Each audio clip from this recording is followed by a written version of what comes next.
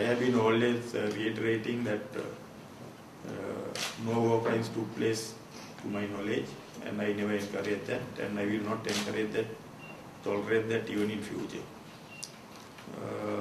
I was very closely monitoring the battles. Most of the battles I personally planned and conducted, supervised, although I was the army commander. We conducted the war in a different manner, not like the normal conventional pattern of commanding the operation through the chain of command. We didn't do it like that because I wanted to have 100% control of operations. But it was a large army, prolonged battle, 2 years, 9 months. To my knowledge, depending on what I know and what happened on the ground, there were no war crimes.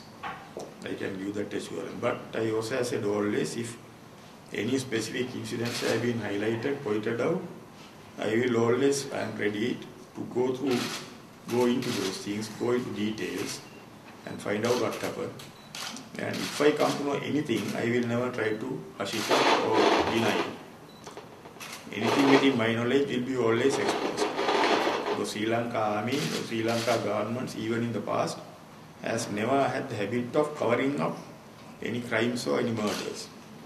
There have been instances in the army where there were the crimes committed, but we always took action and exposed them.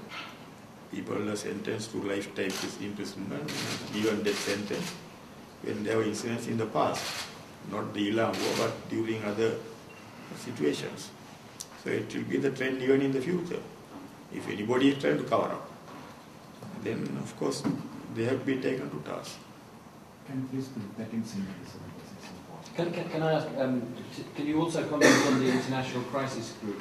Well, maybe in English after.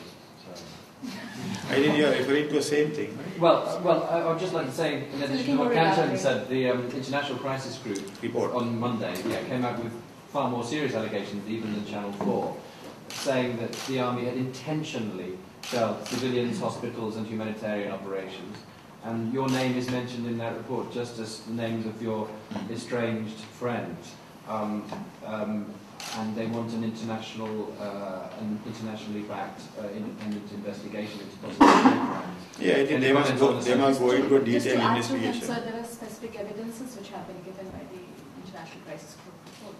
No, these incidents, various incidents were reported even when the war was going on. We always went into details and found out, and we found most of them were baseless. So if there are complaints now, if they are given, what happens, most of these allegations come on very general terms, very general statement, general comments. And whenever the commander, when the war was going on, also the same allegation used to come, bombing the hospital. These are very specific, though. Yeah, then there is the time of day, the date, etc. Names for different. They can only go into, as well. They can go into details. They can have a detailed investigation and find out. But if somebody says intentional shelling, intentional killing of civilians, I will deny that. You deny it's any intention? Yeah, definitely. We were not fighting with civilians. Are you saying there could have been shelling of civilians, but it was not intentional? You know that the amount of trouble we took to save the civilian life. We saved 300,000 civilians.